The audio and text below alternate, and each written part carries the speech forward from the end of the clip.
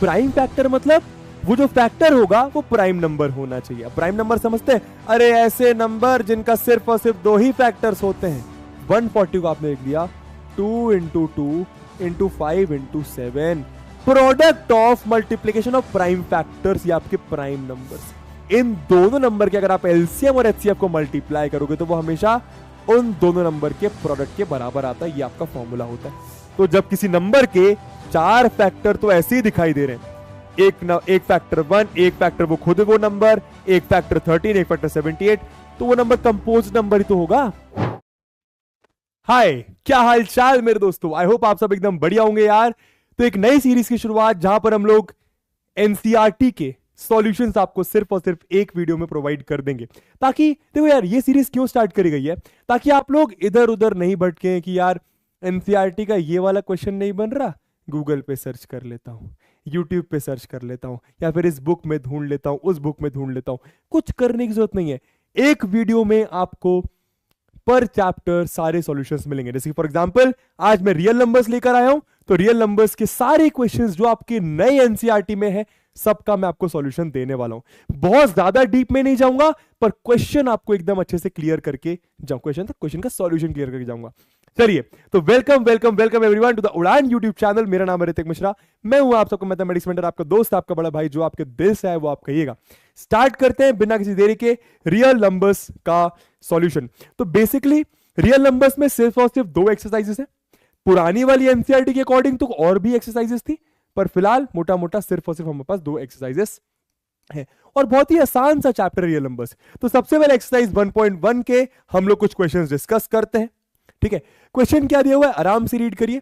Express each number. देखो यार maths मुझे नहीं पता आप कहां से पढ़ते हो, कैसे पढ़ते हो, पर एक चीज एडवाइस करूंगा, प्लीज आराम से रीड करने की कोशिश करा करो, और हमेशा ट्राई करा करो यार। इतना दो काम कर लिया ना, हर क्वेश्चन में हर चैप्टर में आपको बनेगा, आप बेहतर होते चले जाओगे। आराम से रीड करेंगे। Express each number as the product of its prime, ये आपके एनसीईआरटी का पहला सवाल का पहला पार्ट है। तो भैया आपको नंबर दिया हुआ है 140, आपको इसको product of its prime factors में लिखना है।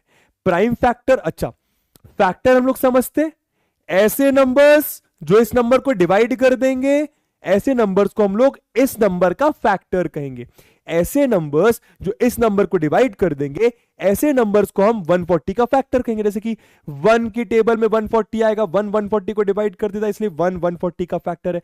2 भी 140 का फैक्टर है, क्यों? क्योंकि 2 के टेबल में भी 140 आता है। 7 भी 140 का फैक्टर है, क्योंकि 7 के टेबल में भी 140 आता है।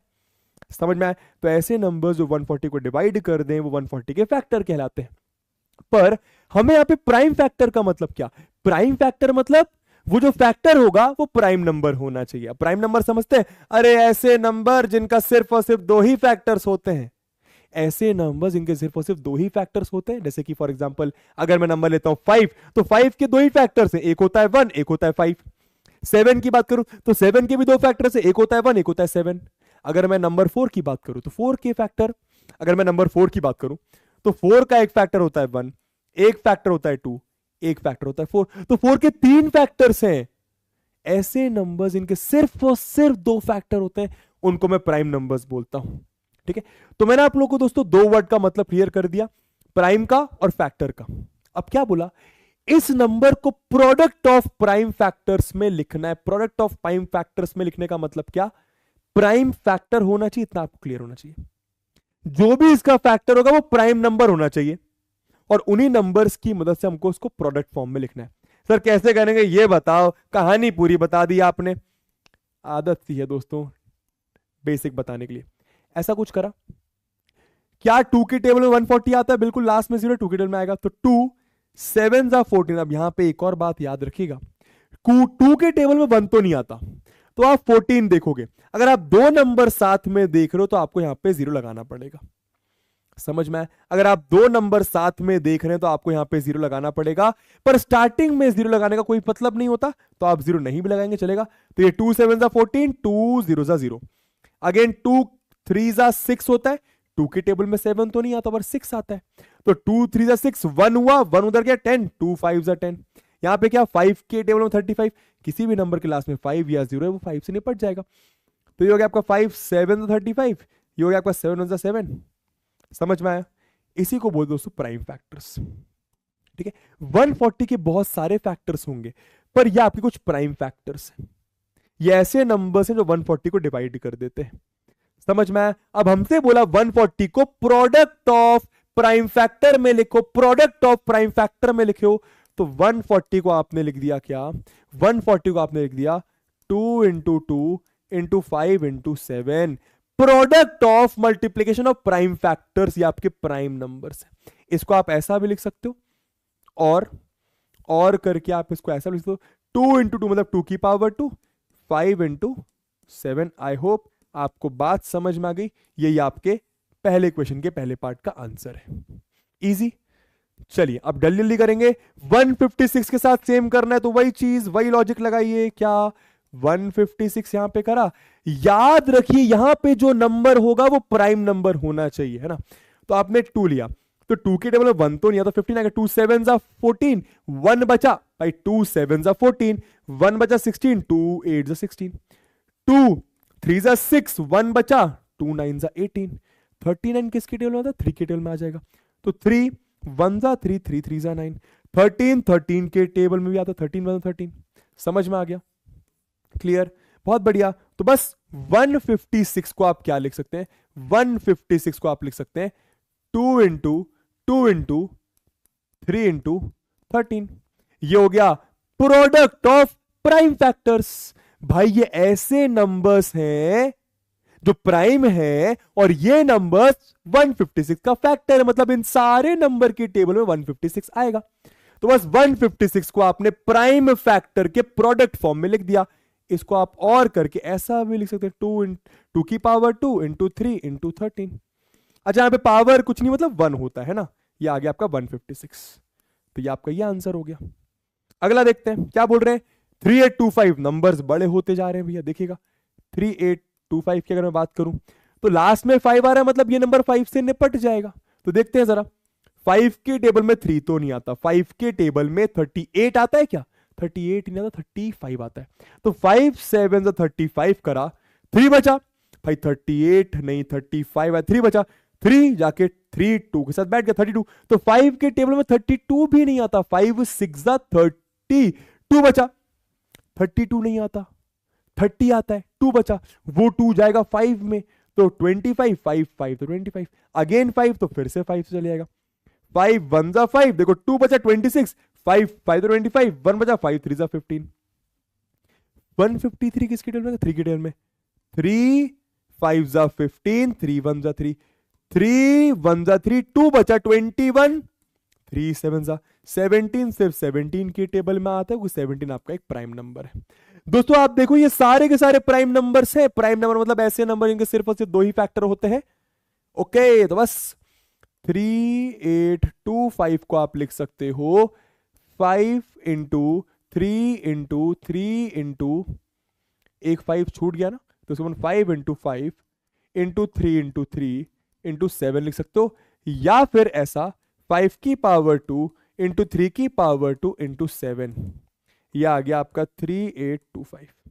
ठीक है, मोटा मोटा कहने का मतलब यह है कि नंबर को हम लोग प्रोडक्ट ऑफ प्राइम फैक्टर्स के फॉर्म में लिख रहे हैं। सही है?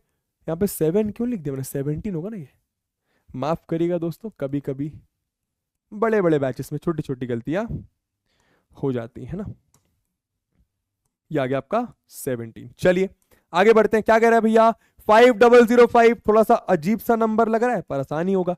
आइए तो 5005 आराम से देखिएगा, 5 बन जा 5, 5 जीलो जा जीलो, 5 जीलो जा जीलो, 5 बन जा 5। अब 1001 किसके टेबल में आएगा भाई, बड़ा खतरनाक नंबर लग रहा है ये तो। 2 के टेबल में तो नहीं आएगा, करके देखना पड़ेगा ना। 3 के टेबल में देखो भैया 1 + 0 + 0 + 1 2 होता है।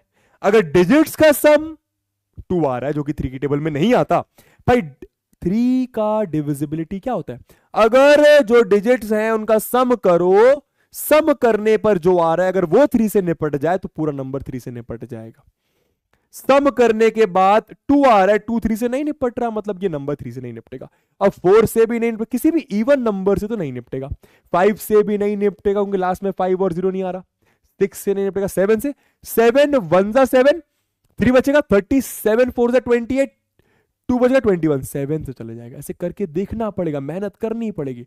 7 1 जा 7, 3 बचा 30, 7 4 जा 28, 2 बचा 7 3 जा 21। ये आपका 3 से चले जाएगा, 3 4 जा 12, 2 बचा, 3 से नहीं जा रहा, 7 से जाएगा शायद, फिर 7 से ही जाएगा, नहीं 7 से भी नहीं जाएगा, फिर काय से जाएगा, करके देखना पड़ेगा दोस्तों। 143 ना 2 से जा रहा, ना 3 से 4 से भी नहीं जाएगा, 5 से भी नहीं जाएगा, 6 से भी नहीं जाएगा, 7 से भी नहीं जा रहा, 8 से तो जाएगा नहीं, इवन नंबर है। 9 से जा रहा है क्या, 9 1 जा 9, 53, 9 से भी नहीं, 10 से तो जाएगा नहीं, 11 से, 11 1 जा 11, 3 बचा 33, हाँ ये करके देखना पड़ेगा। 11 1 जा 11, ठीक है, 11 1 जा 11, 3 बचा 30, 11 से 33, ये 13 बचा 13, ठीक है। Okay sir, okay sir. अच्छा मान लो ये नंबर अगर आपका 8 से चला जाता, मान लो ये नंबर अगर आपका 8 से चला जाता, मान लो, तो क्या यहां पे आप 8 लेते? नहीं लेते। बताओ क्यों? क्योंकि 8 आपका प्राइम नंबर नहीं है और आपको सिर्फ और सिर्फ प्राइम नंबर यूज करने। क्लियर हुआ? Okay sir. चलिए भैया, तो 5005 को आप लिख सकते हैं 5 इंटू 7 इंटू 11 इंटू 13, ठीक है, ये आपका आंसर। चलिए सेकंड लास्ट क्वेश्चन में चलते हैं। 7429 सॉल्व करिए इसके लिए भी। अब मेरे ख्याल से आप लोग समझ होंगे 7429 का प्राइम फैक्टराइजेशन, तो भैया जी 2 से तो नहीं जाएगा, 3 से चाहे चला जाए, करके देखते हैं। 3 1 जा नहीं, 3 2 जा 6, 1 बचा 14, तो 3 4 जा 12 आराम से, 2 बचा 22, 3 7 जा 21, 1 बचा 19, 3 के टेबल में 19 नहीं आता, तो 3 से तो ये नंबर नहीं जाएगा, 4 से भी नहीं जाएगा जाहिर से, तो 5 से तो जाएगा ही नहीं, 6 से जाएगा भी तो नहीं लेंगे क्योंकि प्राइम नंबर बोला है, 7 से चला जाएगा क्या भैया? 7 से शायद देखते हैं, 7 1 जा 7, ठीक है, 42 बचा। अब याद रखिए मैंने क्या बताया, अगर आप दो नंबर 7 की टेबल में 4 तो नहीं आएगा, तो 42 लेना पड़ेगा। 7 के साथ अगर आप दो नंबर डिवाइड करने की कोशिश कर रहे हैं तो आप यहां पे एक बार 0 लगा दीजिए। 7 6 42, पर 7 की टेबल में 9 नहीं आता, तो 7 से भी नहीं जा रहा। अब 8 से जाए ना जाए फर्क नहीं पड़ता, 8 प्राइम नंबर नहीं है, 9 से जाए ना जाए फर्क नहीं पड़ता, 9 प्राइम नंबर नहीं है, हमें सिर्फ और सिर्फ प्राइम फैक्टर यूज करने, प्राइम नंबर यूज करने। 10 से जाए ना जाए नहीं लेंगे, 11 से देखते हैं भैया। 11 6 जा 66, 8 बचा 82, 11 7 जा 77, 5 बचा 59। दोस्तों 11 से भी नहीं जा रहा, बड़ा खतरनाक बड़ा ढीठ नंबर है भैया, 11 से भी नहीं जा रहा। मेहनत तो करना पड़ेगा, टीचर का वेट करते हैं हम लोग, पर टीचर का वेट नहीं करना है, खुद से करना है ट्राई, है ना। तो भैया 13 से करके देखते हैं, कोई दिक्कत नहीं। 13, तो 13 के टेबल में 13 5 तो 65 होता है, 74 माइनस 65 9 होता है, 92 13 6 जा 70, 13 7 जा 91, 1 बचा 19, 13 के टेबल में भी नहीं आ रहा भैया, बहुत डीट नंबर है, 13 के टेबल में भी नहीं आ रहा, तो कौन से टेबल में आएगा? 15 से करें, प्राइम नंबर नहीं है। 16 प्राइम नंबर है, 17 से करके देखिए, 17 प्राइम नंबर है। अब 17 से तो भैया 17 4 अगर टेबल याद नहीं है तो, है ना, 7 4 जा 28, 4 1 जा 4, 6 68, तो 17 4 जा 68 बचा 6 62, है ना, 62, तो 17 3 जा 17 से 51 होता है, तो 17 3 जा 51 पर 62 था, तो ये 11 बचा 119 119। क्या 17 के टेबल में 119 आएगा? 17 7 करके देखते हैं, 7 7 जा 49, 7 1 7 प्लस 4 119। आहा हा, 17 के टेबल में आ गया, 17 7 जा, समझ गए? तो 17 इंटू 437 करके आपका 7429 आ रहा है। बड़ी मेहनत थी भैया, बड़ी मेहनत थी। अब ये नंबर देखते हैं भैया, 7 प्लस 3 10 प्लस 4 14, डिजिट्स का सम अगर 3 से नहीं जा रहा तो वो नंबर भी 3 से नहीं डिवाइड होगा। तो भैया 17 से करके देख ले इसको, क्या दिक्कत है? 17 2 जा कितना होता है भैया? 17 2 जा आपका होता है 34, तो 17 2 जा 34, सही बात है। 43 माइनस 34 कितना हो गया? 43 9। क्या 97 आता है? क्या 97 आता है 17 की टेबल में? करके देखते हैं। 17 5 तक करके देखें, या फिर 6 7 42, 6 10 नहीं आता। तो भैया 437 तो नहीं आ रहा। एक काम करते हैं फिर, स्टार्टिंग से स्टार्ट कर, 7 से करके देखते हैं, है ना।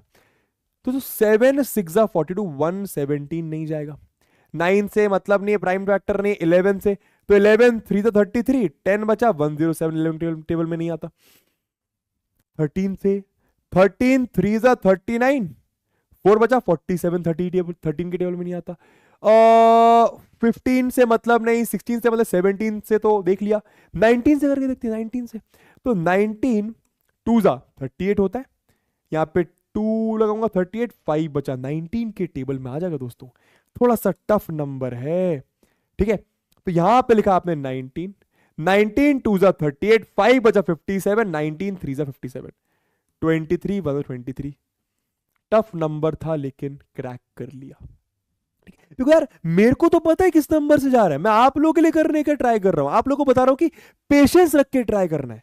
मैं आपको एकदम बच्चों की तरह बता रहा हूं कि भाई आपकी जगह मैं होता तो 7 से सोचता, फिर 11 से सोचता, फिर 13 से, फिर प्राइम नंबर से सोचना है। समझ में आ रहा है? तो 7429 को आप लिख सकते हो 17 into 19 into 23। Easy easy peasy. चलिए आगे बढ़ते हैं सेकेंड क्वेश्चन के फर्स्ट पार्ट में। क्या बोला? Find the LCM and HCF of the following pairs of integers and verify that LCM into HCF is equal to product of the two numbers. दोस्तों एक फॉर्मूला होता है, पर यह फॉर्मूला सिर्फ और सिर्फ 2 नंबर के लिए वैलिड है। अब फॉर्मूला क्या है, पहला फॉर्मूला समझ लो। फॉर्मूला क्या है कि मान लो 2 नंबर से ए और बी, समझ लो, मान लो 2 नंबर से ए और बी, ठीक है। जो ए और बी का एलसीएम होगा, जो ए और बी का एलसीएम होगा, और जो ए और बी का एचसीएफ होगा, जो कि अभी आपको मैं निकालना सिखाऊंगा, और जो कि ए और बी का एचसीएफ होगा, हाईएस्ट कॉमन फैक्टर, जो उनका प्रोडक्ट होता है। मतलब इन दोनों नंबर का एलसीएम और एचसीएफ को अगर आप मल्टीप्लाई करोगे, इन दोनों नंबर के अगर आप एलसीएम और एचसीएफ को मल्टीप्लाई करोगे, तो वो हमेशा उन दोनों नंबर के प्रोडक्ट के बराबर आता है। ये आपका फॉर्मूला होता है। फिर से बोलूंगा, ये फॉर्मूला सिर्फ और सिर्फ 2 नंबर के लिए वैलिड है, 3 या 4 या 5 नंबर के लिए वैलिड नहीं है। Only for 2 numbers. क्या? 2 नंबर का एलसीएम मल्टीप्लाइड बाय उन्हीं दोनों नंबर का एचसीएफ बराबर आएगा उन्हीं दोनों नंबर के प्रोडक्ट के। ये फॉर्मूला होता है।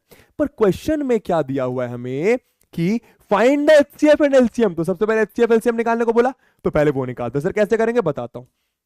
26 और 91, तो 26 यहां पे लिखा, इसका प्राइम फैक्टराइजेशन करिए। क्या करिए? Prime factorization. ध्यान दीजिएगा, तो यह आ गया आपका 2 13 13 1 प्लीज ध्यान देना, है ना। आपने फिर 91 का करना, 91 का ना, तो 91 7 के टेबल में आ जाएगा दोस्तों। 7 1 2 बचा, 7 3 13 1 बहुत बढ़िया। अब क्या करना है, प्लीज फोकस करना दोस्तों। तो 26 को आपने लिखा क्या? 2 इंटू 13, या फिर 2 की पावर 1 इंटू 13 की पावर 1, और 91 को आपने लिखा क्या? 7 की पावर 1 इंटू 13 की पावर 1। अब क्या करना है, प्लीज ध्यान देना, एचसीएफ और एलसीएम निकालने के लिए। दोस्तों दोनों जगह 13 है, पर दोनों जगह 7 नहीं है। नीचे 7 है पर ऊपर 7 नहीं है, तो क्या मैं ऊपर 7 की पावर 0 खुद से लिख सकता हूं? अरे 7 की पावर 0 खुद से लगा दो सर, 7 लगा दिया सर। अरे डरना क्यों है? 7 की पावर 0 किसी भी नंबर की पावर 0 मतलब 1 होता है। तो बेसिकली आपने ऊपर 1 से मल्टीप्लाई करा, और आप किसी भी नंबर को 1 से मल्टीप्लाई करो, कोई फर्क थोड़ी पड़ता है। अरे बोलिए ना, नहीं पड़ता सर। तो ऊपर लिखा आपने 7 की पावर 0। अच्छा, ऊपर 2 है पर नीचे 2 ने, तो आपने नीचे लिख दिया 2 की पावर 0। ऐसा क्यों करते हैं वो अभी आपको समझ में आ जाएगा। अब आप ये देखो, दोनों जगह 7 है, दोनों जगह 13 है, दोनों जगह 2 है, ठीक है। अब आप एचसीएफ एलसीएम निकाल सकते हैं। कैसे बताता हूं दोस्तों। एचसीएफ कितना आएगा दोनों नंबर्स का, इन दोनों नंबर्स का। एचसीएफ के लिए आपको क्या करना है, कॉमन फैक्टर की लीस्ट पावर, कॉमन फैक्टर की लीस्ट पावर। तो कॉमन फैक्टर दोनों में 2 है, लीस्ट पावर 0 है भाई। यहां पे पावर 1, यहां पे पावर 0, सबसे छोटी पावर क्या? 0। तो यहां पे आप लीजिए 2 की पावर 0। कॉमन फैक्टर 7 है, लीस्ट पावर 0, तो यहां पे आप लीजिए 7 की पावर 0। कॉमन फैक्टर 13 है, लीस्ट पावर 1, भाई दोनों जगह 1 है, तो हमने 13 की पावर 1 ले लिया। तो 2 की पावर 0 1 होता है, ये भी 1 होता है, 1 इंटू 1 1, 13 की पावर 1 13। दोस्तों दोनों नंबर का एचसीएफ आ गया आपका 13। एचसीएफ का मतलब क्या होता है? Highest common factor. Highest common factor teacher ने आपको शायद पढ़ाया होगा, मैं बस आपको यहाँ पे क्वेश्चन का सॉल्यूशन देना हूं। पर मतलब क्या होता है? सबसे बड़ा नंबर जो इन दोनों नंबर को डिवाइड कर देगा, दोनों को डिवाइड कर देगा, सबसे बड़ा नंबर जो दोनों को डिवाइड कर देगा वो 13 है। ये मतलब होता है एचसीएफ का। पर खैर उस चीज में हम लोग नहीं जाएंगे। एलसीएम कैसे निकालते हैं देखो जरा, बहुत आसान है। कॉमन फैक्टर की हाईएस्ट पावर, तो दोनों के पास 2 है, पावर 1 हाईएस्ट है तो 2 की पावर 1 ले लिया। दोनों के पास 7 है, दोनों के पास 7 है, हाईएस्ट पावर 1 तो 7 की पावर 1 लिया। दोनों के पास 13 है, 13 की पावर 1, तो बस 2 7 14, 14 इंटू 13 कितना होता है? 14 13 3 4 12, 3 1 3, ये हो गया 4, 1 4 4, 1 1 1, ये आ गया 2, ये आ गया 8, ये आ गया 1। सही है। 182 फिर से कर लेते हैं भैया, नहीं सही है 182, तो ये आ गया आपको 182। तो दोनों नंबर्स का आपका एलसीएम आ गया 182।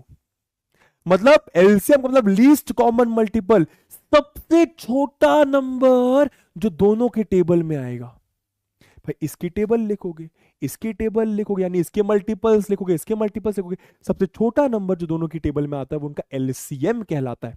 खैर, तो दोनों का अपन ने एचसीएफ एलसीएम निकाल लिया। अब क्या बोला? वेरीफाई भी करो, वेरीफाई दैट ये इंटू ये बल इज इक्वल टू ये। हमको ये भी चेक करना है कि जो फॉर्मूला दिया गया क्या वो सही फॉर्मूला है? क्या एचसीएफ इंटू एलसीएम हमेशा दोनों नंबर के प्रोडक्ट के बराबर आता है? आइए चेक कैसे करेंगे। वेरिफिकेशन, यहां पे आप ऐसे लिखोगे क्या?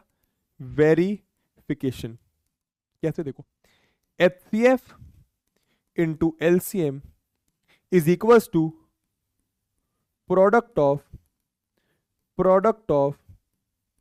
To numbers. आइए, तो एचसीएफ इंटू एलसीएम कितना है? HCF 13, LCM 182। एचसीएफ 13, एलसीएम 182 क्या बराबर आएगा? दोनों नंबर क्या है? 26 और 91। कर लीजिए दोस्तों, अपन करते हैं तो भैया 182 इंटू 13 करो। 3 2 6, 3 8 24, 3 1 3 5, ठीक है। 1 2 2, 1 8 8, 1 1 1, 6 6, 8 प्लस 5 13, ये आ गया 2, 2 3 6 6। कितना आ रहा है? 2 3 6 6। तो इसका आंसर आपका आ रहा है 2 3 6 6। इसको कर लो 26 इंटू 91। दोस्तों ये भी आपका 2 3 6 6 ही आएगा, करके देख लेना। ठीक है, क्या हुआ भैया?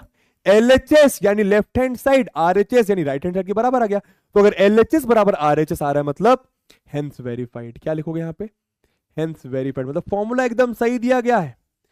फॉर्मूला एकदम सही दिया गया बरखुरदार कि दो नंबर का एचसीएफ और एलसीएम को मल्टीप्लाई करोगे तो वो उन्हीं दो नंबर्स के प्रोडक्ट के बराबर आएगा।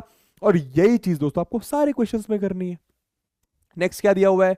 ये दोनों नंबर्स। तो सबसे पहले फटाफट फटाफट क्या 510 लिखा है, प्राइम फैक्टराइज करते हैं। तो 5 से करते डायरेक्ट, 5 1 5। दो नंबर, भाई 5 के टेबल 1 तो नहीं आता, 5 के टेबल 1 तो नहीं आता, गलती नहीं। यहां पे बच्चे क्या करें? 5 2 10। अब एक चपड़गंजो दिमाग लगाओ, क्या 5 इंटू 12 510 आएगा? 60 आता है भाई, 510 नहीं आएगा। गलती नहीं करनी, दो नंबर साथ में ले रहे हो, जीरो लगाओ, फिर 5 2 10 लिखो। 5 2 10। सर यहां पे भी तो दो नंबर आपने साथ में लिए। अरे स्टार्टिंग में जीरो लगाओ ना लगाओ फर्क नहीं पड़ता। 5 2 10, 5 के टेबल में आएगा नहीं दोस्तों। 2 5 10, 2 1 2। ये आपका 3 1 3, 3 7 21, 17 1 17। ये आपका इसका प्राइम फैक्टराइजेशन आ गया। 92 का कर लीजिए जरा आराम से एकदम। तो 92 का आपका हो जाएगा 2 4 8, 1 बचा, 2 6 12, 2 2 4, 2 3 6, 23 1 23। ठीक है, आइए एकदम जल्दी से निकालते हैं। तो 510 का कितना आ गया? 5 इंटू 2 इंटू 3 इंटू 17 की पावर 1 की पावर 1 की पावर 1 की पावर 1। ठीक है, 92 का आराम से 92 का 2 की पावर 2 इंटू 23 की पावर 1, 2 की पावर 2 इंटू 23 की पावर 1। अब जैसा कि मैंने बताया था, चेक करो, दोनों के पास 2 है, दोनों के पास 3 है, नहीं तो यहां पे आप 3 की पावर 0 लगा दीजिए। इसके पास 17, नीचे 17 है तो 17 की पावर 0 लगा दीजिए, है ना। ऊपर 23 नहीं है तो ऊपर 23 की पावर 0 लगा दीजिए। नीचे 5 नहीं, नीचे 5 की पावर 0 आप लगा दीजिए। क्लियर है? कॉमन नंबर दोनों साइड होने चाहिए। तो बस एचसीएफ क्या आ जाएगा? कॉमन फैक्टर की लीस्ट पावर। तो दोनों के पास 2 है, छोटी पावर 1, तो यहां पे 2 की पावर 1। दोनों के पास 23 है, लीस्ट पावर 0, तो 23 की पावर 0। दोनों के पास 3 है, लीस्ट पावर 0, 3 की पावर 0। दोनों के पास 17, लीस्ट पावर 0, 17 की पावर 0। दोनों के पास 5, लीस्ट पावर 0, 5 की पावर 0। तो बेसिकली ये सब तो 1 हो गया, ये आपका 2 आ गया। तो दोनों नंबर का एचसीएफ आपका 2 आ गया। सबसे बड़ा नंबर जो दोनों नंबर को डिवाइड कर देगा वो एचसीएफ कहलाता, सबसे बड़ा फैक्टर। ठीक है, 2 से बड़ा नंबर होगा ही नहीं जो इन दोनों को डिवाइड कर दिया। आप चेक करके देख सकते हैं। चलिए सर पक्का? हाँ पक्का, करके देख लो, सोच के देख लो। आइए एलसीएम निकाले। तो कॉमन फैक्टर की हाईएस्ट पावर, कॉमन फैक्टर 2 है, हाईएस्ट पावर 2, तो ये आपका 2 की पावर 2। कॉमन फैक्टर 23 है दोनों के पास, हाईएस्ट पावर 1, तो 23 की पावर 1। समझ गए? कॉमन फैक्टर 3 है, 1 बड़ा 0 बड़ा, 1 बड़ा 3 की पावर 1 लोगे आप। कॉमन फैक्टर 17 है, 17 की पावर 1 लोगे। कॉमन फैक्टर 5 है, 5 की पावर 1 लोगे। सॉल्व कर दो भैया, बहुत बड़ा आएगा ये, कर ले। चलिए तो 2 की पावर 2 4, 4 3 जा 12, 12 60, तो 23 इंटू 17 पहले कर लेते हैं, फिर 60 से मल्टीप्लाई कर लेंगे ना। समझ गए? इसको इसको और इसको करके 60 आ रहा है। 5 3 जा 15, 15 4 60। इसको मल्टीप्लाई करते हैं, तो 7 3 जा 21, 7 2 जा 14, 16, 1 3 जा 3, 1 2 जा 2, 193। यह आपका आ गया 391। तो 391 इंटू 60 करना है, 6 कर लो, 0 बाद में लगा देंगे, 6 1 जा 6, 6 9 जा 54, 6 3 जा 18, 23460। यह आपका आ रहा है 23460। बाप रे भैया, बहुत ही बड़ा नंबर आ रहा है, पर कोई बात नहीं, 23460। तो बस अब वेरिफिकेशन करना है। अब अपन करते हैं वेरिफिकेशन, चेक करते हैं कि जो फॉर्मूला दिया गया वो सही भी है कि नहीं, है ना। तो LCM into HCF is equal to product of 2 numbers. आइए चेक करते हैं। तो एलसीएम कितना है? 23460। एचसीएफ कितना है? 2। नंबर्स क्या है? 51092, 510 और 92। करके देखते हैं, देखिए सही आंसर आएगा। कैलकुलेटर यूज कर लो, कोई दिक्कत तो नहीं? ठीक है भैया, कर लोगे ना मल्टीप्लीकेशन? ठीक है, नहीं कर पाओ तो भाई इजी है, 51 इंटू 92 कर लो, 0 बाद में लगा देना। भाई साहब कर ही देता हूं, चलो। तो 92 इंटू 51, 5 1 2 जा 2, 1 9 जा 9, 5 2 जा 10, 5 9 जा 45, 46। ये आ गया 2, ये आ गया 9, ये आ गया 6, ये आ गया 4, तो 4692, लास्ट में 0 लगा देना। ये आ गया आपका 46920, 46920। 23460 इंटू 200, 2 6 जा 12, 2 4 जा 8 9, 2 3 जा 6, 26920, सॉरी 2 46920। ये भी आपको कितना आ रहा है? 46920, 46920। देख रहे हो, LHS बराबर RHS, हेंस वेरीफाइड। सिंस ऐसा लिख भी सकते हो, since LHS is equals to RHS, hence verified. समझ गए? चले आगे। चलिए, इजी क्वेश्चंस हैं, बस करते जाना है और कुछ नहीं है ज्यादा। चलिए, एक ये क्या बोला भैया? Find the LCM and HCF of the following pair of integers. Same चीज, सेम क्वेश्चन, फटाफट कर लो। 336 का प्राइम फैक्टराइजेशन और 54 का प्राइम फैक्टराइजेशन। तो 2 3 जा 6, 1 बचा, 2 7 जा 14, माफ करिएगा, 2 2 जा 4, 1 बचा, 2 7 जा 14, 3 9 जा 3 3 जा 3 1 जा। अब ये तो आपको आता ही है, ठीक है। ये भी 3 से काट दो, 3 1 जा 3, 3 1 जा 3, 3 2 जा 6, 3 3 जा 9, 1 बचा, सो 2 बचा, नहीं जाएगा 3 से। 2 5 जा 10, 1 बचा, 2 6 जा 12, 2 2 जा 4, 1 जा 2, 8 जा 16, 2 14 जा 2, 7 जा 7, 1 जा। क्लियर? क्लियर। चलिए लिखिए फटाफट फिर इसको। तो 336 का प्राइम फैक्टराइजेशन क्या है? 1 2 3 4, तो 3 की पावर 1 इंटू 2 की पावर 4 इंटू 7 की पावर 0। 54 का क्या है दोस्तों? 54 का है 2 की पावर 1 इंटू 3 की पावर 1, 3। ठीक है, अब देख लो जो कॉमन फैक्टर दोनों में नहीं है उसको लगा लो। कैसे करेंगे? दोनों के पास 3 है, दोनों के पास 2 है, ऊपर 7 नीचे 7 है, तो खुद से आप 7 की पावर 0 लगा दीजिए और उसके बाद आप एचसीएफ एलसीएम निकाल लीजिए। तो एचसीएफ क्या आएगा? एचसीएफ दोनों का आपका आ जाएगा कितना? कॉमन फैक्टर 2 है, लीस्ट पावर 1, कॉमन फैक्टर 3 है, लीस्ट पावर 1, कॉमन फैक्टर 7 है, लीस्ट पावर 0। तो एचसीएफ आपका आ गया 2 3 6।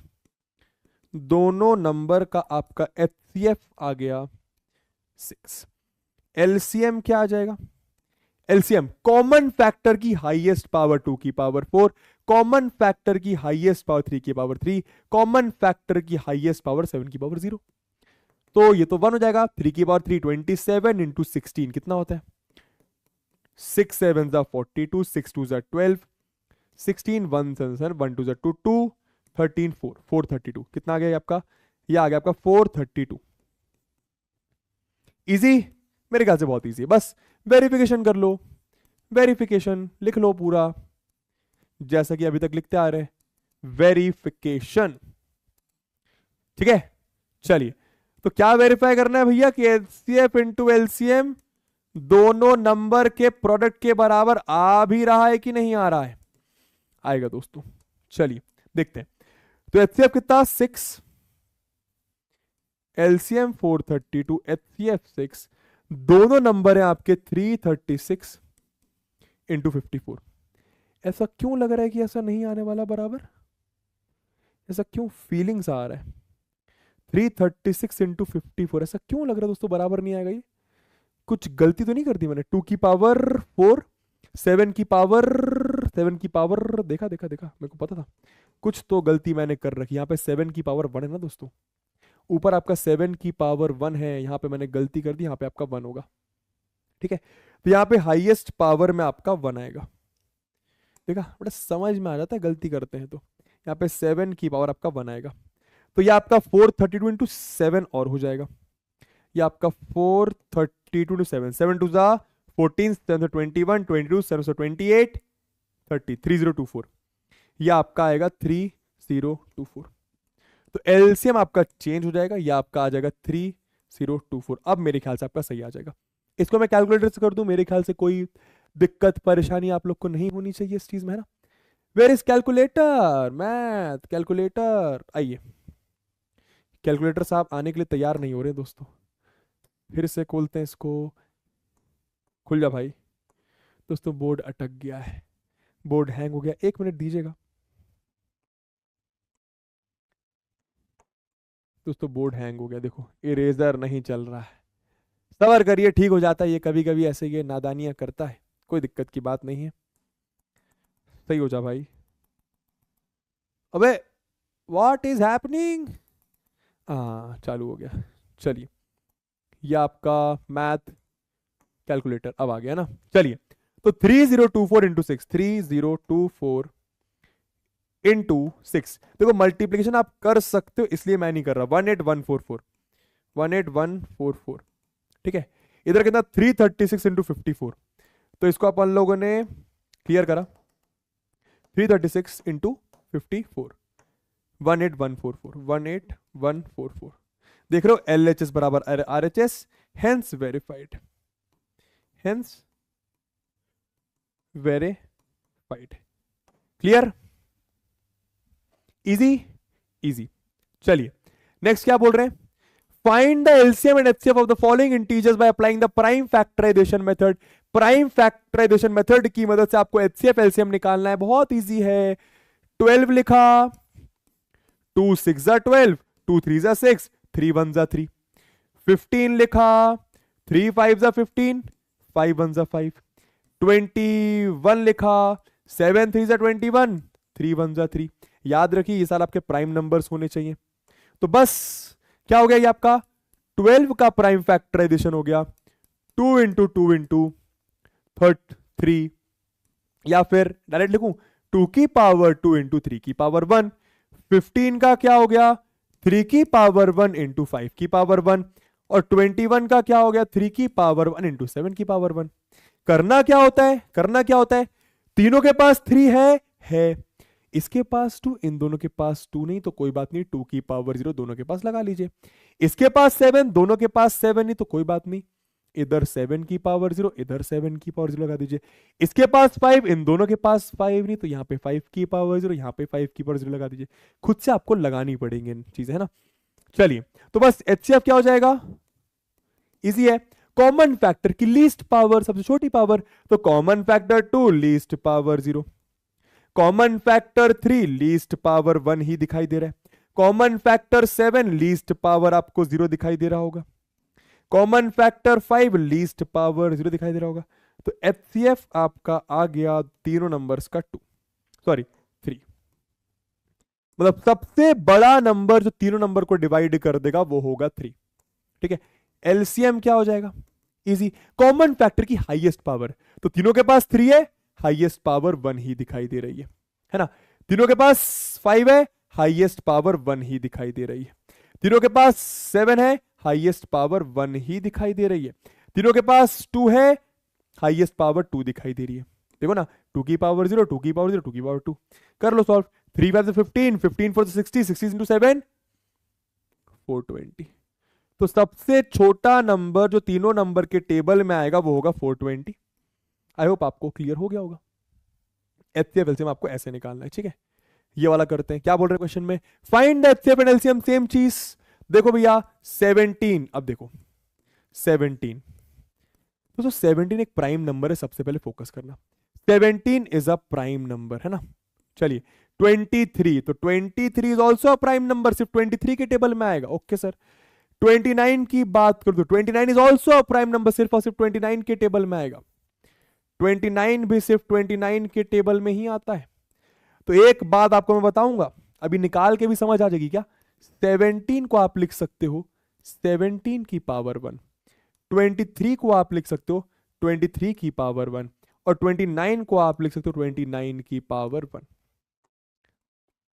ठीक। अब देखो इसके पास 23 है, इन दोनों के पास नहीं, तो आप खुद से 23 की पावर 0, यहां पे 23 की पावर 0, ब्लू से करते हैं इसको अपन, थोड़ा कलरफुल लगना चाहिए, है ना।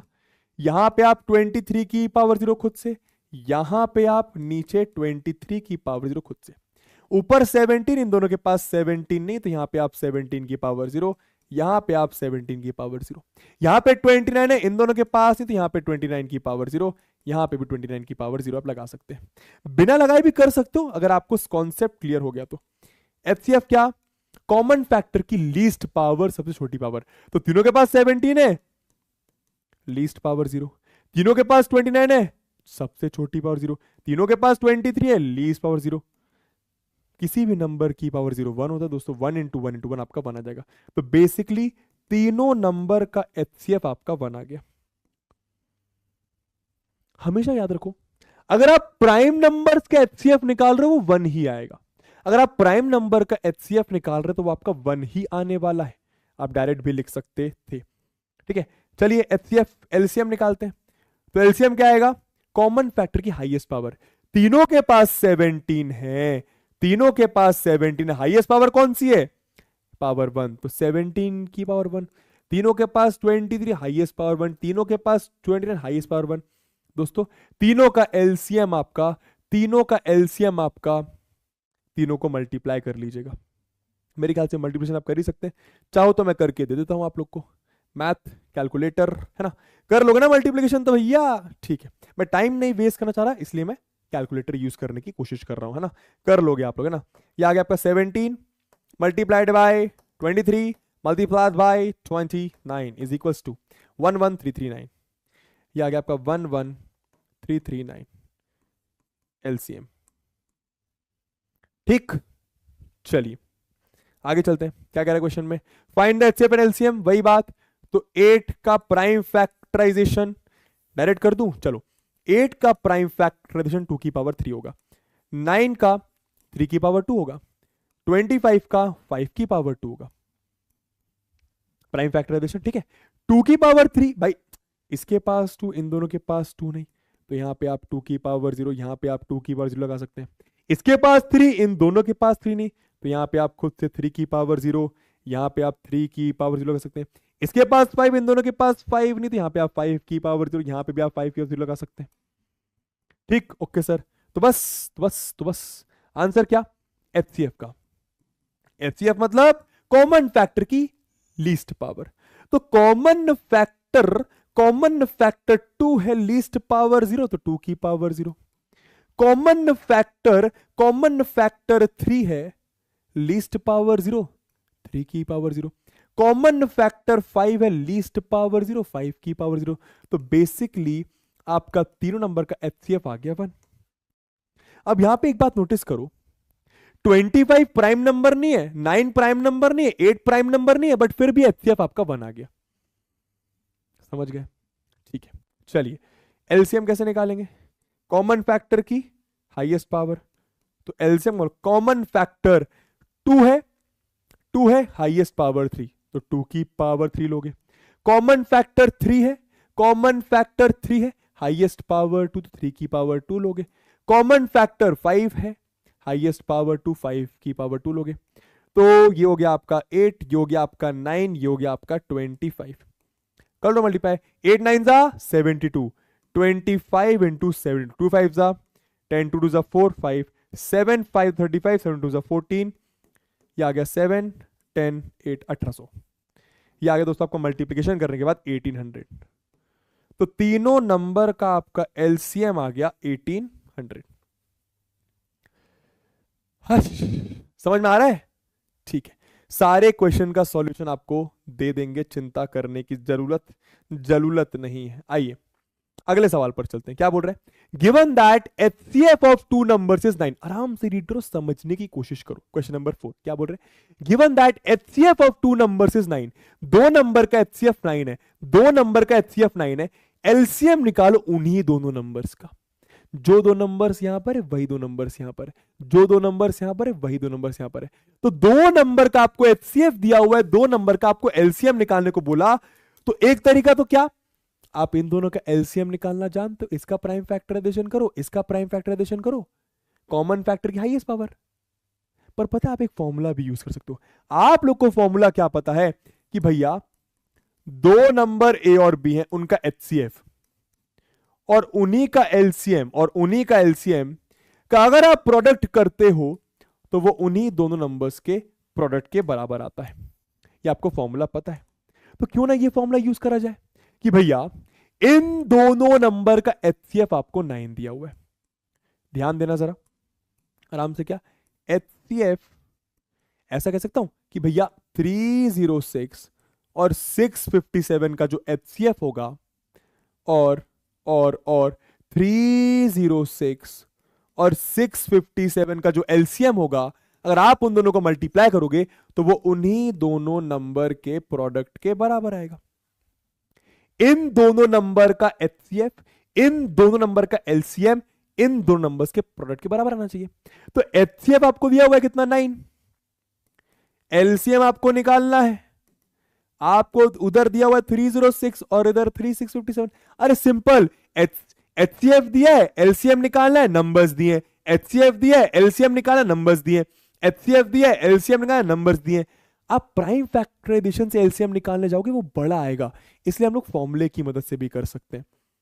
तो ये आपका एलसीएम कितना आ गया 306। अब कुछ चपड़गंजू क्या करेंगे, इनको मल्टीप्लाई कर देंगे।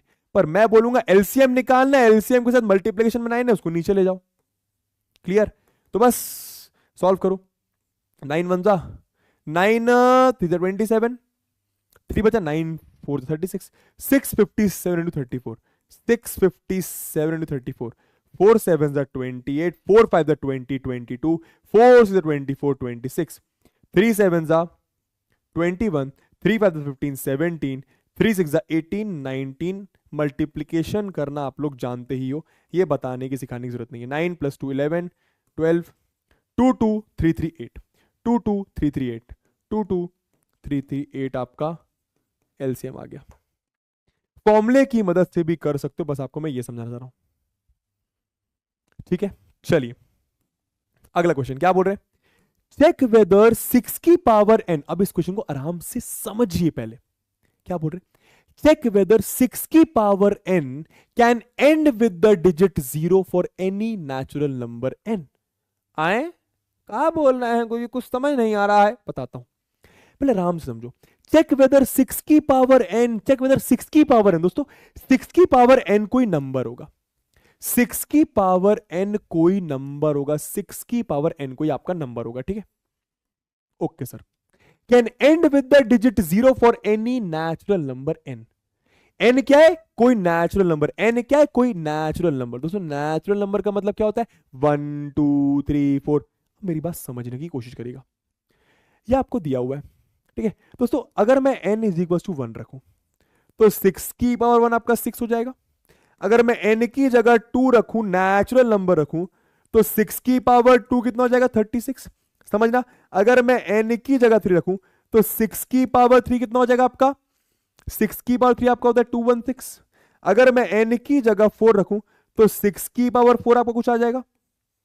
समझ में आ रहा है? ठीक है, ठीक है। अब पहले आप समझो, 6 की पावर n कोई नंबर है, n आपका कोई नेचुरल नंबर है, आप n की जगह वैल्यूज रखते जा रहे हैं तो आपका आंसर आता जा रहा है। पर अगर आप नोटिस करो, n की जगह 1 रखा तो लास्ट में 6 आया, n की जगह 2 रखा लास्ट में 6 आया। अभी मैं आपको क्वेश्चन समझा रहा हूं, इस तरीके से करना नहीं है। n की जगह 3 रखा, 6 आया। n की जगह 4 रखोगे दोस्तों, आप देखोगे यहां पर यूनिट्स प्लेस में 6 आएगा। इनफैक्ट आप n की जगह कुछ भी रख लो, जो आंसर आएगा वो 6 से एंड होगा। आप n की जगह कुछ भी रख के देख लीजिए, जो आंसर आएगा वो 6 से एंड होगा। समझ रहे हो? आप n की जगह 100 भी रख लो, सॉल्व तो नहीं कर पाओगे बिना कैलकुलेटर के। आप n की जगह 100, 200, 51, अरे जो नंबर रखना है नेचुरल वो रख लो, पर नंबर एंड होगा 6 से, क्योंकि आपको दिखाई भी दे रहा है ये चीज। समझ में? मतलब क्या मैं ऐसा कह सकता हूं कि n की जगह कुछ भी रख लो, नंबर 6 से एंड हो रहा है, 0 से एंड नहीं हो रहा। भाई नंबर 6 से एंड हो रहा है, 0 से एंड नहीं हो रहा। समझ में आ रहा है? n की जगह कुछ भी रख लो, 6 की पावर n, 6 की पावर n, 6 की पावर n का जो आंसर आएगा वो नंबर आपका 0 से कभी भी एंड नहीं होगा। आपसे वही बोला, चेक वेदर क्या ये नंबर कभी भी 0 से एंड होगा? क्या ये नंबर कभी भी 0 से एंड होगा? क्या ये नंबर कभी भी 0 से एंड होगा? नहीं होगा। आप n की जगह कोई भी नंबर रख के देख ले, ये नंबर कभी भी 0 से एंड नहीं होगा। तो लिखना कैसे है? इस तरीके से करना नहीं, किस तरीके से करना है वो मैं सिखाता हूं। आप एक बात याद रखो दोस्तों, कोई भी नंबर जो 0 से एंड होता है उसके प्राइम फैक्टराइजेशन में 2 और 5 होता है। क्या बोला मैंने? कोई भी नंबर जो 0 से एंड होता है उसके प्राइम फैक्टराइजेशन में 2 और 5 होता है। एक बार आंखें बंद करके दिमाग में बोलो जो मैं बोल रहा हूं। मैंने क्या बोला? कोई भी नंबर जो 0 से एंड होता है, आप कोई भी नंबर मान लो, आपने ले लिया भैया 50, आप इसका प्राइम फैक्टराइजेशन करो, उसमें 2 और 5 पक्के से आएगा। आप 100 ले लो, ये नंबर 0 से एंड हो रहा है, आप इसका प्राइम फैक्टराइजेशन करो, इसमें भी 2 और 5 आएगा। मतलब आपको मोटा मोटा ये याद रखना है, कोई भी नंबर 0 से एंड होता है तो उसके प्राइम फैक्टराइजेशन में 2 और 5 आता ही आता है, और नहीं आ रहा मतलब वो नंबर 0 से एंड नहीं होगा। और अगर नहीं आ रहा 2 और 5 मतलब वो नंबर 0 से एंड नहीं होगा। क्या ये बात क्लियर हुई? अगर प्राइम फैक्टराइजेशन में 0 नहीं आ रहा, सॉरी, अगर प्राइम फैक्टराइजेशन में 2 और 5 नहीं आ रहा तो वो नंबर 0 से एंड नहीं करेगा। क्लियर हुआ? ठीक है। तो बस आप क्या करोगे, 6 की पावर n का प्राइम फैक्टराइजेशन करोगे। बताता हूं, 6 की पावर n का आप करोगे प्राइम फैक्टराइजेशन। देखो कैसे, 6 की पावर n, तो 6 का क्या हो जाएगा? 2 इंटू 3 की पावर n। भाई 6 की पावर n का 2 इंटू 3 की पावर n लिख सकते हो।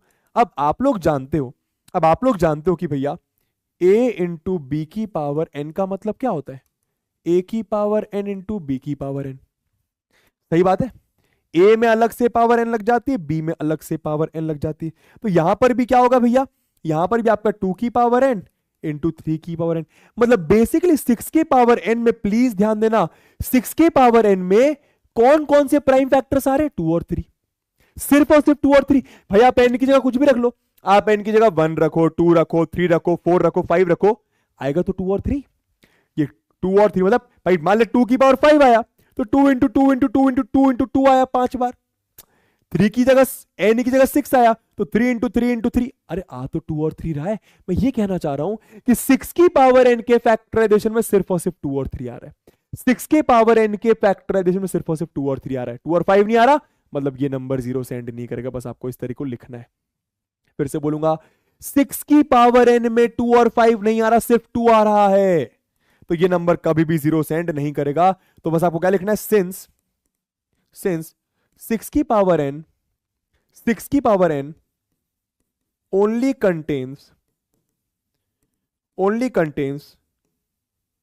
2 and 3 as factors, as prime factors बोलूं,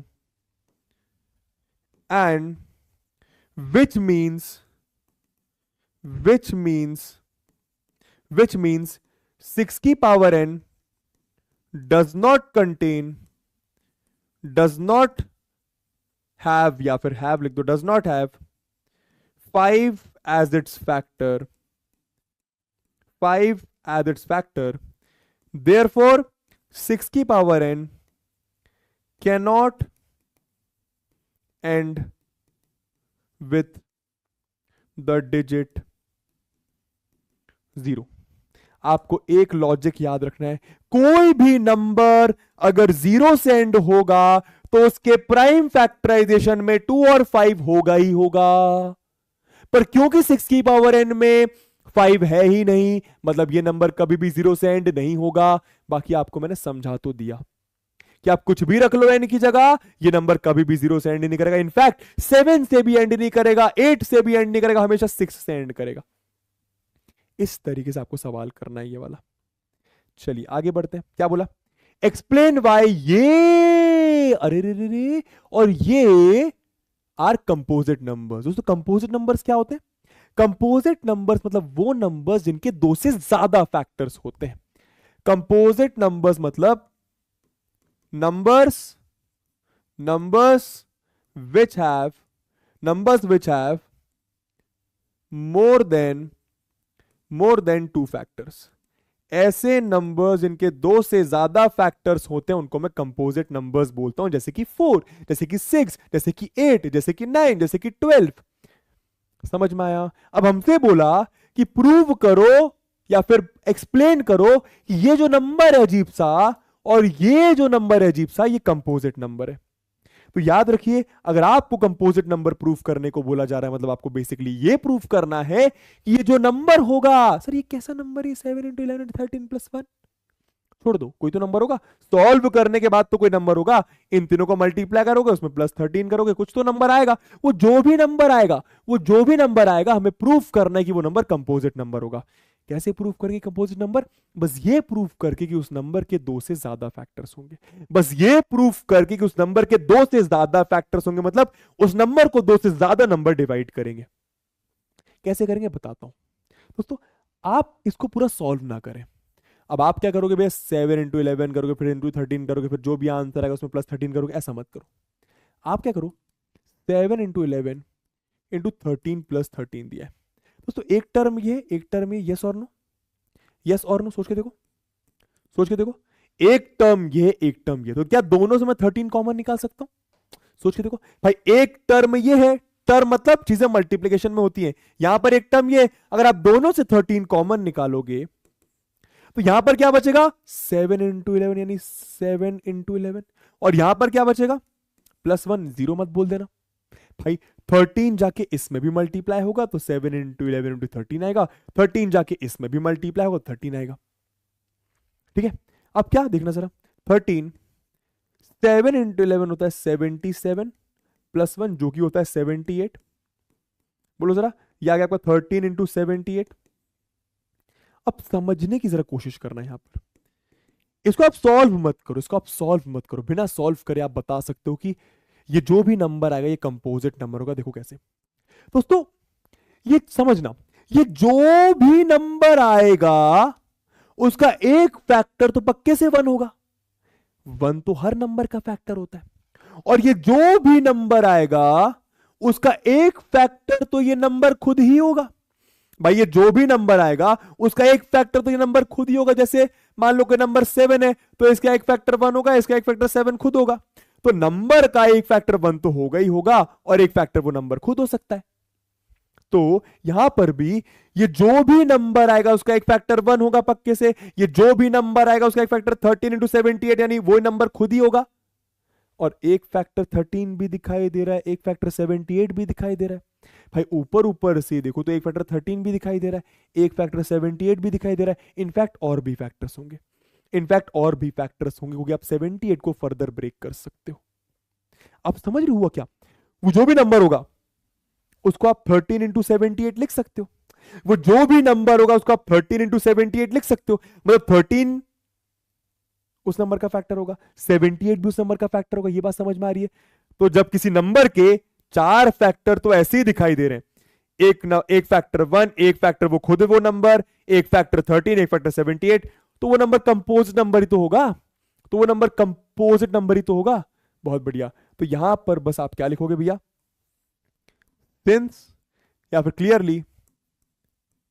clearly 13 into 78 has more than two factors, has more than two factors। ठीक है, therefore क्या? 7 into 11 into 13 plus 13 is a composite number, is a composite number। समझ में आया? मेरे ख्याल से समझ में आया होगा।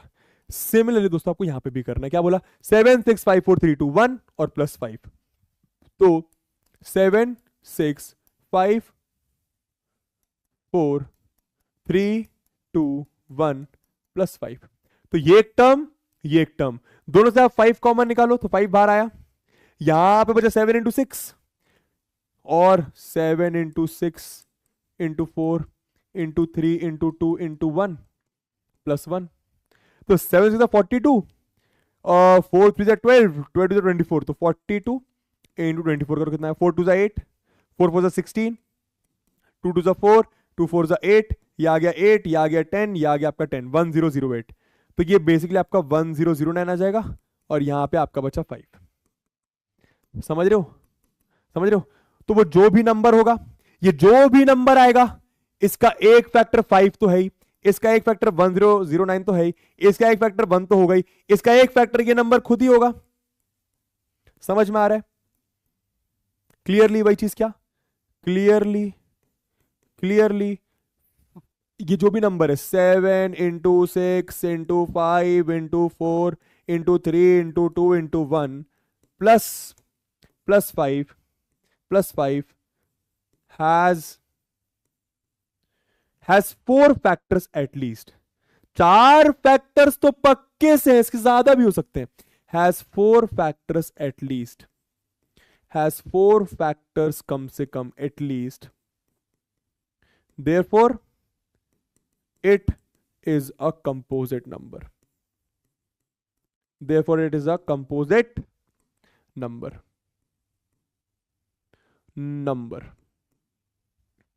समझ में आया लॉजिक? क्या लॉजिक है?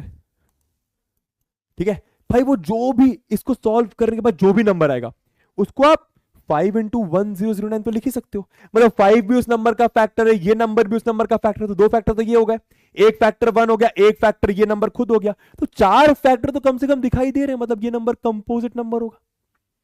समझ में आया? ठीक है, यहां पर आप ऐसा लिख सकते हो कि this number has 5 as a factor, 1009 as a factor, 1 as a factor, this number खुद एज अ फैक्टर। उसके बाद आप ये लाइन छाप सकते हो। चलिए, एक्सरसाइज 1.1 का last question, that is question number 7। इस चैप्टर से वर्ड प्रॉब्लम्स भी काफी इंपॉर्टेंट होती है। एनसीईआरटी में तो बहुत ही आसान वर्ड प्रॉब्लम्स है, पर मैं आपको हमेशा एडवाइस करूंगा एनसीईआरटी के अलावा भी इस चैप्टर की वर्ड प्रॉब्लम्स आप अलग अलग बुक से करें। कहां पे करना है वो सब आपको हम करा चुके हैं। इस वीडियो का मकसद सिर्फ ये कि हम आपको एनसीईआरटी के सॉल्यूशन दें। चलिए भैया, सिंपल सा क्वेश्चन क्या दिया हुआ है, वर्ड प्रॉब्लम्स में बस आपको ये पता करना होता है कि एचसीएफ निकलेगा या एलसीएम निकालना है। एचसीएफ निकालना है या एलसीएम निकालना है, देखो कैसे पता चलता है। There is a circular path, there is a circular path around a sports field, around a sports field. दोस्तों एक सर्कुलर पाथ होगा, एक सर्कुलर पाथ होगा, ठीक है। Sonia takes 18 minutes to drive 1 round of the field. Sonia मान लो इधर होगी, सोनिया मान लो इधर होगी, तो वो यहां से ड्राइव करते करते करते करते करते करते वापस यहां पे आती है, तो उसको 18 मिनट्स लगता है। तो उसको 18 मिनट्स लगता है। और Ravi takes 12 minutes for the same. और रवि भाई थोड़ा सा तेज, रवि भाई मान लो यहीं से ड्राइव करते हैं, तो रवि भाई थोड़ा सा तेज है, तो रवि भाई को सिर्फ और सिर्फ 12 मिनट लगता है भैया ड्राइव करने में, ऐसे ऐसे यहां पर आने में वापस। ठीक है, suppose they both start at the same point, अगर दोनों सेम पॉइंट से स्टार्ट करते हैं and at the same time, और सेम टाइम पर स्टार्ट करते हैं and go in the same direction, और सेम डायरेक्शन पे चलते हैं, तो सेम पॉइंट से स्टार्ट कर रहे हैं, सेम टाइम पे स्टार्ट कर रहे हैं मतलब एक साथ, और सेम डायरेक्शन पे जाते हैं, मतलब अगर सोनिया इधर जा रही है तो रवि इधर नहीं जाएगा, रवि भी इधर ही जाएगा, और जाहिर सी बात है जहां सोनिया जाएगी वहां रवि जाएगा। समझ रहे हो? हाँ ठीक है।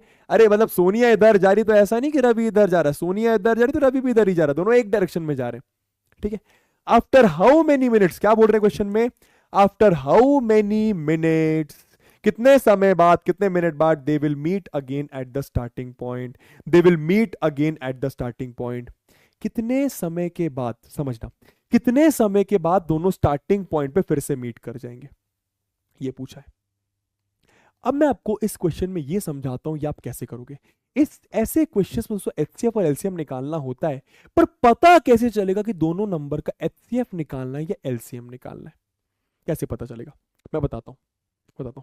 सबसे पहले जो आपको क्वेश्चन में गिवन डेटा दिया हुआ है, गिवन डेटा मतलब 18 और 12 दिया हुआ है, आप ये दिमाग लगाओ बस, और आप बहुत आसानी से दिमाग लगा लोगे। आप ये दिमाग लगाओ कि इन दोनों नंबर से आंसर आपका बड़ा आएगा या आंसर आपका छोटा आएगा। आंसर मतलब क्या, दोनों कितने समय के बाद स्टार्टिंग पॉइंट पे फिर से मिल जाएंगे, दोनों कितने समय के बाद स्टार्टिंग पॉइंट पे फिर से मिलेंगे। कॉमन सेंस लगाओ, आंखें बंद करो, कॉमन सेंस लिखो, इन दोनों नंबर से आंसर आपका बड़ा आएगा या छोटा आएगा। सर कैसे पता चलेगा, मैं बताता हूं। मान लो आपने बोला कि भैया 10 मिनट आंसर आएगा, मान लो 10 मिनट आंसर का मतलब क्या, दोनों 10 मिनट में स्टार्टिंग पॉइंट में फिर से मिल जाएंगे।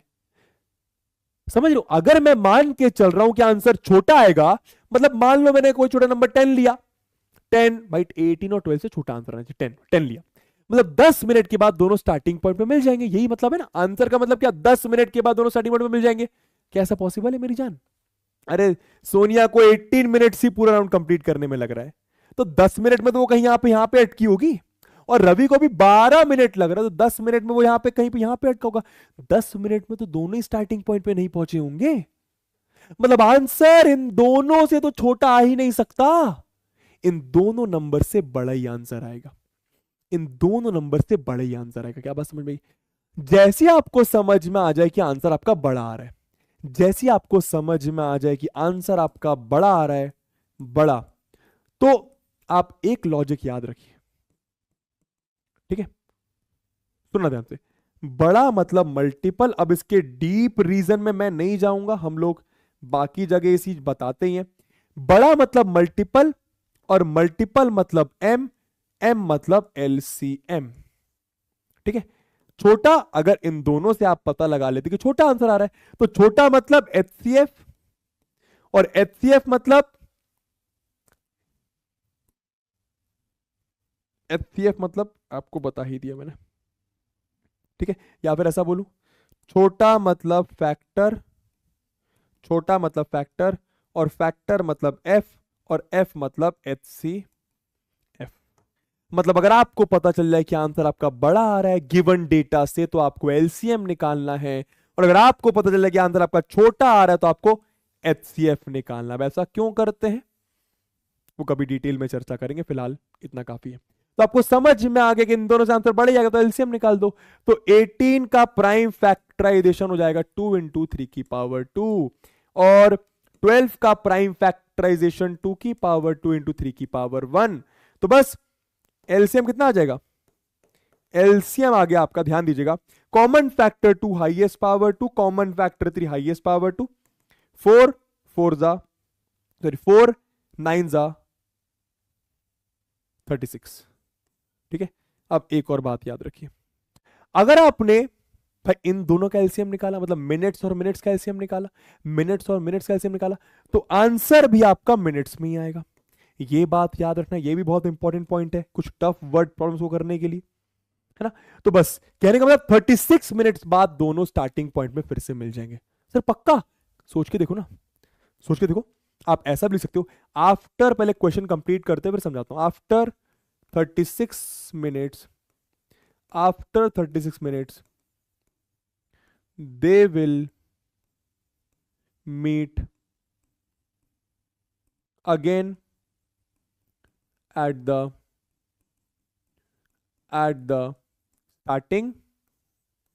starting point। क्लियर? ये आपका आंसर। अब आप ऐसा सोचो ना, दिमाग लगाओ, देखो 36 मिनट्स बाद क्या होगा, 18 मिनट्स सोनिया ने एक राउंड कंप्लीट करा, फिर एक और बार 18 मिनट्स सोनिया ने 2 राउंड कंप्लीट करे, तो टोटल मिनट्स कितने हो गए, 36 मिनट्स में सोनिया ने 2 राउंड कंप्लीट करे। 36 मिनट्स में सोनिया ने 2 राउंड कंप्लीट करे।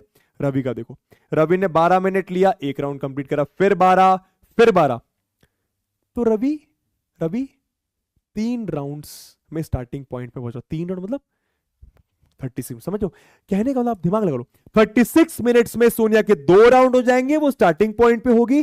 36 मिनट में रवि के 3 राउंड हो जाएंगे, वो भी स्टार्टिंग पॉइंट पे होगा। दिमाग लगा लो, ठीक है। चलिए इसी के साथ अब हम बढ़ते हैं दोस्तों एक्सरसाइज नंबर 1.2 पे, ठीक है। और एक्सरसाइज 1.2 से क्वेश्चन आता ही आता है।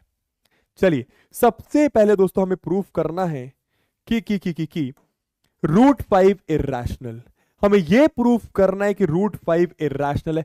किस तरीके से करना है वो मैं आपको सिखाता हूं, बहुत ही आसान प्रूफ है। देखो बहुत ज्यादा डिटेल में नहीं जाऊंगा कि ऐसा क्यों, बट आपको क्वेश्चन करते करते समझाऊंगा करना क्या है।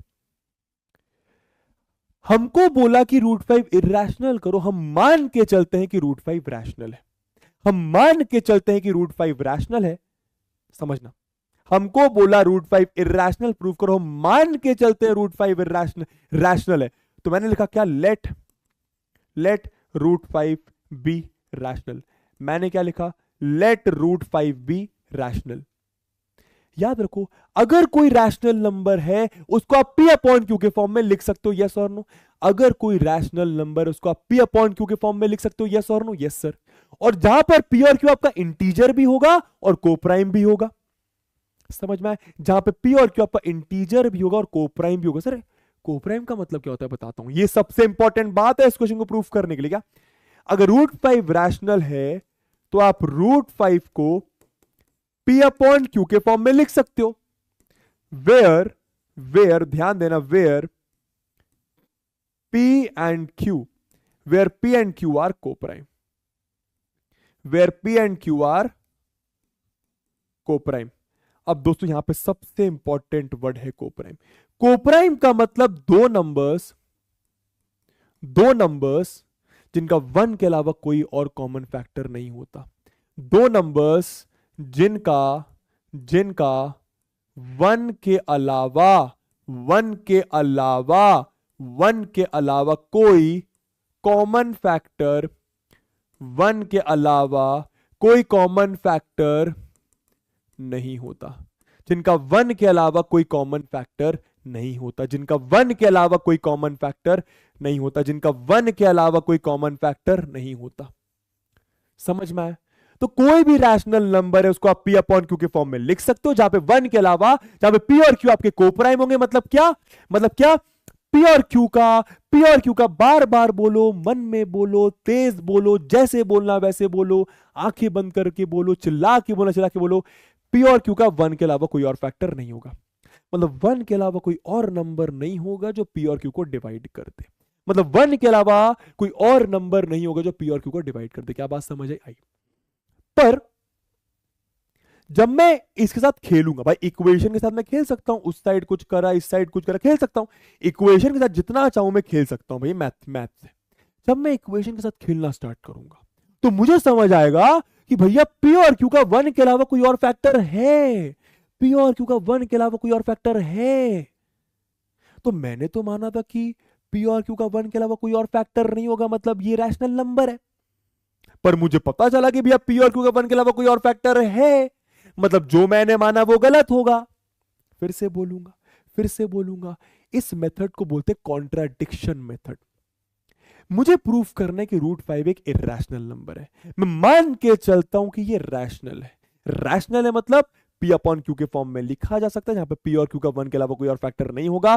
पर जब मैं इसको रैशनल मान के चलूंगा और इसके साथ खेलना स्टार्ट करूंगा तो मुझे समझ आएगा कि भैया पी और क्यू का 1 के अलावा भी कोई फैक्टर है।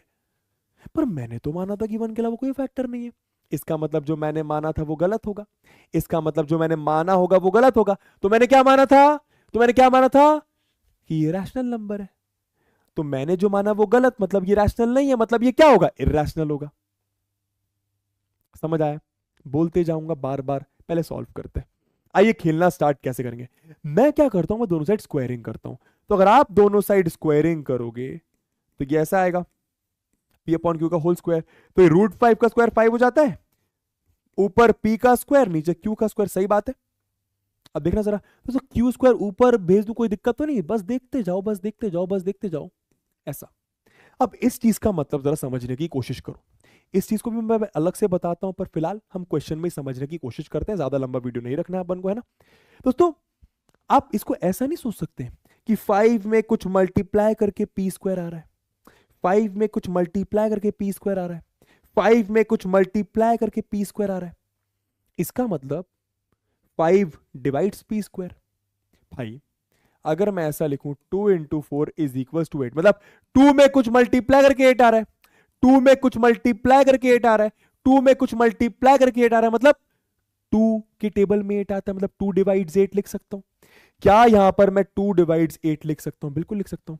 तो बस यहां पर भी क्या, 5 में कुछ मल्टीप्लाई करके पी स्क्वायर आ रहा है। इसका मतलब क्या, 5 डिवाइड्स, प्लीज ध्यान देना, इसका मतलब क्या, 5 डिवाइड्स, बहुत important, 5 divides P square, 5 divides P square. अब यहां पे आपको एक थ्योरम याद रखनी। थ्योरम क्या है भाई? 5 एक प्राइम नंबर है, 5 एक प्राइम नंबर है। एक प्राइम नंबर अगर किसी इंटीजर के स्क्वायर को डिवाइड करता है, सर पी इंटीजर है क्या? पी और क्यू इंटीजर होते हैं ना सर, वो तो कोप्राइम है। अरे इंटीजर तो होते ही है, लेकिन मेरी बात ध्यान से सुनना, अगर 5 किसी इंटीजर के स्क्वायर को डिवाइड करता है तो वो उस इंटीजर को भी डिवाइड करेगा। आपको ये बात याद रखना है। अगर एक प्राइम नंबर किसी इंटीजर के स्क्वायर को डिवाइड करता है तो वो उस इंटीजर को भी डिवाइड करेगा। दिस इंप्लाइज, ये दिस इंप्लाइज का साइन होता है, this implies 5 divides P also. मतलब अगर 5 पी स्क्वायर को डिवाइड कर रहा है तो 5 पी को भी डिवाइड करेगा। और इसका मतलब क्या, 5 अगर पी को डिवाइड कर रहा है मतलब 5 पी का फैक्टर है, मतलब 5 पी का फैक्टर है, मतलब 5 पी का फैक्टर है। ओके सर, प्लीज ध्यान देना। अच्छा दोस्तों, इसका मतलब क्या, 5 डिवाइड्स पी ऑल्सो, 5 पी को डिवाइड कर रहा है। अब पूरा क्वेश्चन जरा भूल जाइए, देखो आराम आराम से बताऊंगा, पर आप चीजों को समझोगे, रटोगे नहीं। बाकी जगह रटवाएंगे आपको, मैं मतलब समझाने की कोशिश कर रहा हूं क्या, कि 5 में कुछ मल्टीप्लाई करके पी स्क्वायर आ रहा है, मतलब 5 के टेबल में पी स्क्वायर आ रहा है, मतलब 5 डिवाइड्स पी स्क्वायर, मतलब 5 is a factor of P square. लंबी सांस। अब देखो, अब सब कुछ भूल जाओ, बस इसको देखो। 5 डिवाइड्स पी ऑल्सो, 5 के टेबल में पी आ रहा है, 5 के टेबल में पी आ रहा है, मतलब 5 में कुछ तो मल्टीप्लाई करके पी आ रहा होगा। 5 डिवाइड्स पी का मतलब क्या, 5 के टेबल में पी आ रहा होगा, 5 के टेबल में पी आ रहा होगा, मतलब 5 में कुछ मल्टीप्लाई करके पी आ रहा होगा ना, 5 में कुछ मल्टीप्लाई करके पी आ रहा होगा ना। वो कुछ को हम लोग सी बोल देते हैं। सर सी की जगह जेड बोल दें, सर जेड की जगह आर बोल दें, सर आर की जगह एस बोल दें, जो आपकी मर्जी।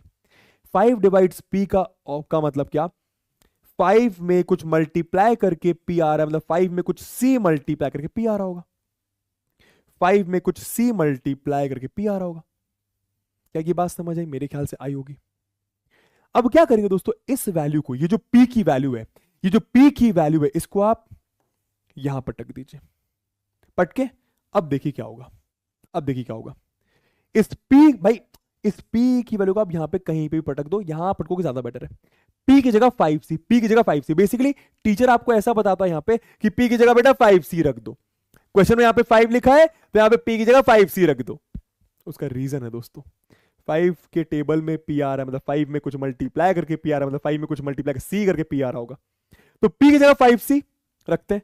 तो यहां पे आया आपका 5q स्क्वायर बराबर पी स्क्वायर। ठीक है, तो 5 ध्यान देना, 5q स्क्वायर पी की जगह 5c, पी की जगह 5c और होल स्क्वायर। p की जगह 5c और होल स्क्वायर, तो ये आ गया आपका 5q² बराबर 5 का स्क्वायर 25, c का स्क्वायर c स्क्वायर। तो 5 नीचे जाएगा 25 को डिवाइड कर, भाई 5 मल्टीप्लीकेशन में, नीचे डिवीजन में जाएगा, तो ये आपका q² बराबर 5c² आ जाएगा। अब इसका मतलब क्या सोचो, 5 में कुछ मल्टीप्लाई करके q² आ रहा है भाई, 5 इंटू सी स्क्वायर q² मतलब 5 में कुछ मल्टीप्लाई कर रहा हूं, 5 में कुछ मल्टीप्लाई कर रहा हूं तो q² आ रहा है। इसका मतलब क्या, इसका मतलब कि 5 डिवाइड्स q²। जैसे इसका मतलब क्या था, 5 में कुछ मल्टीप्लाई करके p² आ रहा है, मतलब 5 डिवाइड्स p²। तो 5 में कुछ मल्टीप्लाई करके q² आ रहा है, मतलब 5 डिवाइड्स q²। और मैंने आपको बताया, आपको एक थ्योरम याद रखनी है कि एक प्राइम नंबर अगर किसी इंटीजर के स्क्वायर को डिवाइड कर रहा है तो वो उस इंटीजर को भी डिवाइड करेगा, तो वो उस इंटीजर को भी डिवाइड करेगा, तो वो उस इंटीजर को भी डिवाइड करेगा। अब आपको क्या करना है, अब आप इस चीज को ध्यान से देखिए और आप इस चीज को ध्यान से देखिए, ठीक। दोनों चीजों का मतलब क्या है कि 5p को भी डिवाइड कर रहा है, 5q को भी डिवाइड कर रहा है, 5p को भी डिवाइड कर रहा है, 5q को भी डिवाइड कर रहा है। इसका मतलब क्या, प्लीज ध्यान देना, इसका मतलब क्या कि 5 is a factor, 5 is a factor of both p and q। भाई समझना, 5p को भी डिवाइड कर रहा है, 5q को भी डिवाइड कर रहा है, मतलब 5 is a factor of both p and q। 5 दोनों को डिवाइड कर, दोनों का फैक्टर होगा, 5 दोनों का ही फैक्टर है। पर मैंने क्वेश्चन में क्या माना था कि p और q का 1 के अलावा कोई और फैक्टर होगा ही नहीं, p और q का 1 के अलावा कोई और फैक्टर होगा नहीं, पर p और q का 1 के अलावा 5 फैक्टर आ गया। इसका मतलब जो मैंने माना था कि p और q का 1 के अलावा कोई और फैक्टर नहीं होगा वो गलत है। भाई मैंने माना था कि 1 के अलावा कोई और फैक्टर आएगा नहीं, पर 5 आ गया ना फैक्टर, मतलब जो मैंने माना था वो गलत हुआ। मैंने माना था कि अच्छा इंसान है, पर मैंने इसको एक बार चोरी करते हुए देख लिया, तो जो मैंने माना था वो गलत हो गया ना। तो मैंने माना था कि 1 के अलावा कोई और फैक्टर नहीं होगा, मेरे को पता चला भैया 5 भी फैक्टर है, मतलब जो मैंने माना था वो गलत है। और मैंने क्या माना था कि √5 एक रैशनल नंबर है, तो क्या हो गया, √5 एक इर्रेशनल नंबर हो गया, समझे। 5 is a factor of both p and q। लिखो क्या, दिस कॉन्ट्राडिक्ट्स, ऐसा लिखा जाता है, this contradicts our assumption, this contradicts our assumption that √5 is a rational number, that √5 is a rational number, therefore √5 is irrational, therefore √5 is irrational। एक बार मैं starting से आपके लिए रिपीट कर देता हूं। आपने माना कि √5 रैशनल होगा, तो √5 को आप p अपॉन q के फॉर्म में लिख सकते हो, जहां पे p और q आपका को प्राइम होगा, मतलब आपने माना कि p और q का 1 के अलावा कोई और फैक्टर नहीं आएगा। आपने थोड़ा खेलना स्टार्ट करा, दोनों साइड स्क्वायरिंग करी, ऐसा आया, इसको इधर लेगा, ऐसा है। 5 में कुछ मल्टीप्लाई करके p² आ रहा है, मतलब 5 के टेबल में p² आएगा, मतलब 5 डिवाइड्स p², 5 डिवाइड्स p², इसका मतलब 5 डिवाइड्स p²। और अगर एक प्राइम नंबर, याद रखिए नंबर प्राइम होना चाहिए, अगर एक प्राइम नंबर किसी इंटीजर के स्क्वायर को डिवाइड कर रहा है, ये एक थ्योरम है, तो वो उस इंटीजर को भी डिवाइड करेगा। तो अगर 5p² को डिवाइड करे तो p को भी डिवाइड करेगा। अब 5p को डिवाइड कर रहा है, मतलब 5 के टेबल में p आ रहा है, तो 5 में कुछ मल्टीप्लाई करके p आ रहा होगा, तो उसको मैंने c बोल दिया। यहां पे टीचर अक्सर आपको बोलता है कि बेटा p को 5c मान लेना, रीजन है उसका। अब इसी p की वैल्यू को आप इधर पटकिए, आपने पटका तो ऐसा कुछ आ गया। इसका मतलब क्या कि 5 में कुछ मल्टीप्लाई करके q² आ रहा है, मतलब 5 डिवाइड्स q², इसका मतलब 5 डिवाइड्स q ऑल्सो। एक प्राइम नंबर अगर किसी इंटीजर के स्क्वायर को डिवाइड करता तो वो उस इंटीजर को भी डिवाइड करेगा। अब ये लाल वाला देखो, ये लाल वाला देखो कि 5p को भी डिवाइड कर रहा है, 5q को भी डिवाइड कर रहा है, मतलब 5p और q दोनों का फैक्टर है। और अगर 5 दोनों का फैक्टर है, मतलब 5 कॉमन फैक्टर है। पर मैंने क्या माना था कि 1 के अलावा कोई और फैक्टर आएगा नहीं, पर 5 आ गया, इसका मतलब जो मैंने माना था वो गलत है। मैंने क्या माना था कि √5 रैशनल है, देयरफॉर √5 इज इरैशनल। इस तरीके से आपको करना है। आई होप दोस्तों बातें समझ में एकदम अच्छे तरीके से आ गई होंगी। ये वाला करते हैं, क्या बोल रहे हैं, प्रूव दैट ये इरैशनल है। अब ये बहुत आसान क्वेश्चन होते हैं, ये वाले कैसे करने, ऐसे क्वेश्चंस में आपको मान के चलना है कि ये जो अलग से √5 लिखा है ना, ये इरैशनल है। ये जो अलग से, भाई देखो 3 तो रैशनल है, 2 भी रैशनल है, √5 जो है वो आपका इरैशनल, आपको मान के चलना है। समझ में आया? ठीक है भैया। तो ऐसे क्वेश्चंस कैसे करने, ये बहुत आसान है, इसमें बहुत लंबा नहीं करना। देखो आप क्या करोगे, सेम चीज, क्या लेट आप पूरे नंबर को मानोगे, लेट 3 + 2√5 भी रैशनल, आप पूरे नंबर को मानोगे कि भैया ये रैशनल है। अच्छा, तो अगर ये रैशनल है तो इसका मतलब आप इसको P/Q के फॉर्म में लिख सकते हो, जहां पे P और Q क्या होंगे, को प्राइम। यहां पे को प्राइम ना बोल के आप इंटीजर बोल दो, क्योंकि उसी से आपका आंसर आ जाएगा।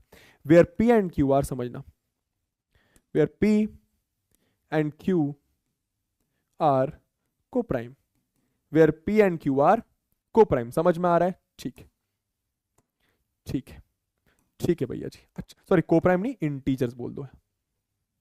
Where P and Q are integers, integers का शॉर्ट फॉर्म आपका Z होता है। Where P and Q are आपके इंटीजर्स, ठीक है दोस्तों। इंटीजर अपॉन इंटीजर क्या होता है, rational number. Integer minus integer क्या होता है, rational number. Integer multiply integer क्या होता है, रैशनल नंबर। ये बात आप याद रखना, क्या इंटीजर प्लस इंटीजर एक इंटीजर होता है, इंटीजर माइनस इंटीजर एक इंटीजर होता है, इंटीजर मल्टीप्लाई इंटीजर एक इंटीजर होता है, इंटीजर बाय इंटीजर एक रैशनल नंबर होता है। इंटीजर भी हो सकता है पर रैशनल नंबर होता है। समझ में आ रहा है ये बात? अरे मतलब ये भी रैशनल होता है, ऐसा नहीं है, ये भी रैशनल होता है, पर समझ रहे हो बात, समझ रहे हो? ठीक है, तो इंटीजर इंटीजर का खेला होगा तो रैशनल आएगा। प्लीज मेरी बात ध्यान से सुनना। मैंने माना कि ये रैशनल है, अब मैं क्या करता हूं, जो मुझे पता है कि इरैशनल नंबर है उसको मैं अलग करता हूं, एकदम लोनली छोड़ता हूं। तो मान लो √5 को अकेला छोड़ना, तो यहां पे दो टर्म से पहले 3 उधर जाएगा, तो 2√5 यहां पे आपका आ गया P/Q -3, -3 के नीचे कुछ नहीं तो 1 लगा लो, यहां पे एलसीएम लो जरा, तो यह आ गया आपका 2√5। तो Q और 1 का एलसीएम आपका Q आएगा, Q और 1 का एलसीएम आपका Q आएगा। Q में क्या मल्टीप्लाई करूं, Q आए, Q में क्या मल्टीप्लाई करूं, Q आए 1, तो 1 को ऊपर मल्टीप्लाई करा P आया। 1 में क्या मल्टीप्लाई करूं, Q आए Q, तो Q को ऊपर 3 में मल्टीप्लाई करा 3Q आया। अब √5 को अलग करने को बोला मैंने, तो √5 के साथ 2 मल्टीप्लीकेशन में है, तो वो डिवीजन में जाएगा, तो यह आ जाएगा आपका P -3Q/2Q। P और Q क्या, इंटीजर्स, बस यहीं पे आपका आंसर खत्म है। P और Q क्या, इंटीजर, जरा समझना आप दोस्तों। ये 3 इंटीजर है, Q इंटीजर है, तो 3 इंटू Q आपका इंटीजर आएगा, समझने की कोशिश करना।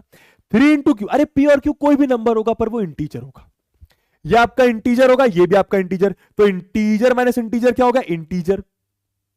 नीचे भी क्या, इंटीजर, तो इंटीजर अपॉन इंटीजर क्या होगा, रैशनल नंबर। मैं मोटा मोटा आपको ये कहना चाह रहा हूं, क्या आपको ये समझ में आ रहा है कि ये रैशनल नंबर है, कि ये रैशनल नंबर है, और आपको पहले से पता है कि ये रैशनल नंबर है, आपको पहले से पता है कि ये रैशनल नंबर होता है, यस और नो? मैं आपको ये कहना चाह रहा हूं कि ये रैशनल नंबर है और ये रैशनल नंबर है, पर ऐसा कैसे हो गया सर, कैसा कैसा कैसा क्या हो गया? अरे इज इक्वल टू साइन का मतलब क्या, ये बराबर ये बराबर ये, पर एक इरैशनल नंबर रैशनल नंबर के बराबर कैसे हो सकता है? एक इरैशनल नंबर कैसे हो सकता है, किसी रैशनल नंबर के बराबर नहीं हो सकता। पर ये तो हो गया ना, इज इक्वल टू साइन ये बता रहा है कि ये तो हो गया, एक इरैशनल नंबर एक रैशनल नंबर के बराबर हो गया, पर ऐसे कैसे हो सकता है? हमने कुछ तो गलत करा होगा, हमने कुछ तो गलत करा होगा। हमने क्या गलत करा होगा? जो हमने माना था, अरे भैया हमने क्या माना था, हमने माना था खुद ही से, मर्जी से, मन से कि ये रैशनल होगा, तो जो हमने माना था वो गलत होगा ना, क्योंकि हमारे मानने से, हमारे मानने की वजह से कुछ भी हो गया भाई, एक रैशनल नंबर एक इररैशनल नंबर के बराबर आ गया, तो जो हमने माना था वो गलत होगा। क्या लिखोगे, irrational can not be equal to rational, ठीक है, दिस इज नॉट पॉसिबल। आप ऐसा लिखोगे यहां पे सीधे सीधे, this is not possible, this makes our assumption wrong, this makes our assumption, हमने क्या अज्यूम करा था, आवर अजम्पशन रॉन्ग, हमने क्या माना था, therefore 3 + 2√5 is a rational number, sorry, is an is an irrational number. समझ में आया? This is not possible. A rational number cannot be equal to an irrational number. This is not possible. Therefore, जो हमने माना था वो गलत हो गया। इसी तरीके से बाकी तीन पार्ट भी हो जाएंगे। 1/√2 क्या करना है? Irrational proof. क्या करना है भैया? सिंपल, देखो 1/√2 को हमने लेट 1/√2 बी रैशनल। हमें प्रूफ करना है कि ये इररेशनल है, तो हमने उसको माना रैशनल। तो अगर 1/√2 रैशनल है, देयरफॉर 1/√2 का P/Q के फॉर्म में लिख सकते हो, जहां पर वेयर P and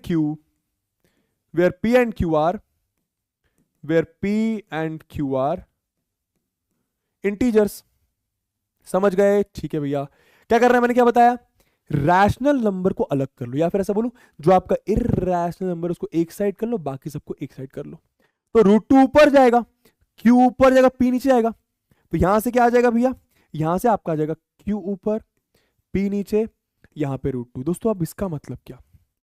ये तो एक रैशनल नंबर होता है, यस और नो, और ये एक इररेशनल नंबर होता है, यस और नो। इसके बाद आप क्या लिखोगे? This is not possible. क्या? ये ऑलरेडी देखो, अगर कोई वीडियो में डायरेक्ट इसका सॉल्यूशन देखने आया है तो प्लीज वो इसके जस्ट पहले वाले क्वेश्चन का सॉल्यूशन देखे। मैंने वहां पे आपको डिटेल में बताया मैं क्या कर रहा हूं, यहां पे मैं डायरेक्ट लिख रहा हूं। आप सोच के देखो, एक रैशनल नंबर कभी भी एक इररेशनल नंबर के बराबर नहीं हो सकता। सर ये रैशनल कैसे है? Q और P इंटीजर है, इंटीजर अपॉन इंटीजर हमेशा एक रैशनल नंबर आता है। तो भाई सोच के देखो ना, एक इररेशनल नंबर के बराबर रैशनल नंबर आ गया, ऐसा पॉसिबल नहीं है। This is not possible. ऐसा पॉसिबल नहीं है भैया, this is not possible. This makes our assumption wrong. तो भैया ऐसा पॉसिबल कैसे हुआ? फिर ऐसा कैसे आ गया कि रैशनल और इररेशनल बराबर है? आपने कुछ गलत करा होगा। आपने क्या करा? आपने ये माना कि रैशनल है, तो यही गलत होगा। This makes our assumption wrong. This makes our assumption wrong. Therefore 1/√2 is irrational. समझ गए? Okay boss. अगला वाला सेम तरीके से भैया, एकदम सेम तरीके से करना है, एकदम सेम तरीके से, ठीक है। और अगला वाला भी एकदम आपको सेम तरीके से करना है। सेम मतलब मैंने वीडियो के स्टार्टिंग मतलब जिसके जस्ट पहले आपको 2 क्वेश्चन करा दिए एकदम डिटेल में, तो ये वाला भी आप कर सकते हैं दोनों, ठीक है। तो बस यहीं पर आपके चैप्टर नंबर 1 के एनसीईआरटी सॉल्यूशंस खत्म होते हैं। अब मैं आप लोग को मिलूंगा पॉलिनोमियल्स के एनसीईआरटी सॉल्यूशन में। इस सीरीज का मेन मकसद बस ये है कि आपको हम लोग एनसीईआरटी के सारे सॉल्यूशन एक जगह पे दे पाए, क्योंकि बहुत सारे बच्चे ढूंढते हैं, भटकते हैं कि एनसीईआरटी का सॉल्यूशन मिल जाए, उनको नहीं मिलता। सिंपल रीजन, आप लोग के लिए पीडब्ल्यू बनाए, सारे सॉल्यूशन आपको एक जगह पे मिल गए, और एकदम डिटेल्ड एक्सप्लेनेशन। ऐसा भी नहीं कि ऊपर ऊपर से एक्सप्लेन कर दिया। अगर आप नेट पे भी जाओगे तो आपको क्या बताऊं अब मैं। एनीवे, आई होप आपको मजा आया होगा, है ना। इसी के साथ मिलेंगे आप लोगों से फिर कभी और। तब तक के लिए अपना ख्याल रखें, मजे करें, चिल करें, जो करना है वो करें, बस किसी का नुकसान ना करें। Tata bye bye, love you all and take care, bye bye.